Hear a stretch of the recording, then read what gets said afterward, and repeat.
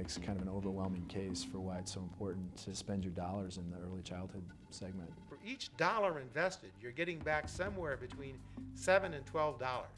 The incremental investment of that dollar in a community, the multiplier effect of it is really incredible.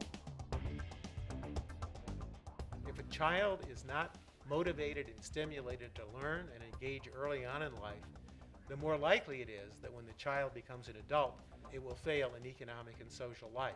Social and emotional skills, physical and mental health, perseverance, attention, motivation, and self-confidence are as important, and in many areas are more important. We're spending all this money in all these different places.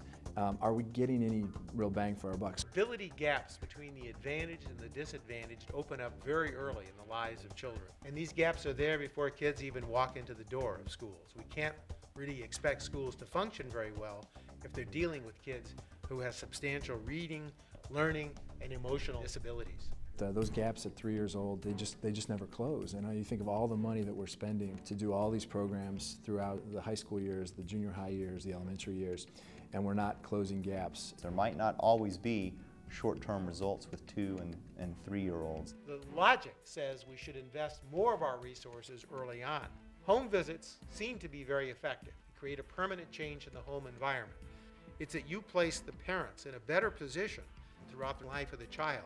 To think that you now got to be looking over a 20-year period, a 30-year period, is very difficult for businesses to get their hands around, and unfortunately it requires you to be able to take the long view. By investing in early childhood education, not only are you generating positive returns, but also the idea that these kinds of investments can help eliminate the negative returns of things like the need to engage in adult literacy programs.